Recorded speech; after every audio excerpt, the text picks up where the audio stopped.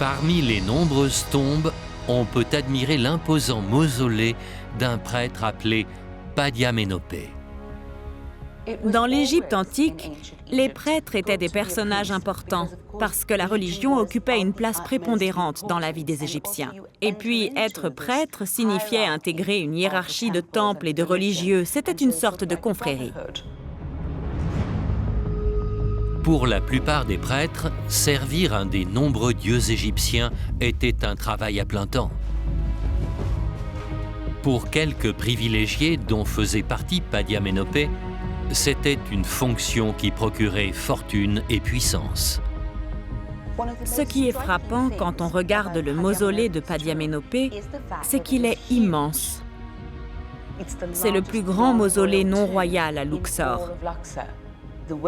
Il y a un travail magnifique et il est somptueusement orné.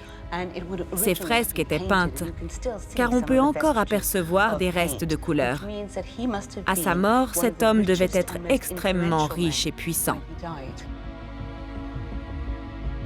Presque tous les murs de cet immense mausolée, qui compte 22 chambres, sont ornés de fresques ou d'inscriptions. Et celles-ci livrent de précieuses informations sur la vie de Padiamenopé, notamment sur l'origine de son immense fortune.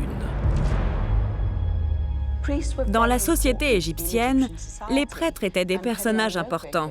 Et comme on peut le lire ici, Padiamenopé était un prêtre lecteur, un prêtre qui lisait, mais c'était aussi un scribe royal, c'est-à-dire qu'il travaillait pour le roi, un courtier.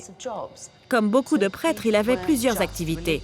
Donc, les prêtres n'étaient pas seulement des personnages religieux, ils faisaient de la politique, ils produisaient des biens. Certains étaient même militaires. Bref, ils touchaient un peu à tout. Et grâce à toutes ces sources de revenus, ils étaient en mesure d'amasser d'immenses fortunes.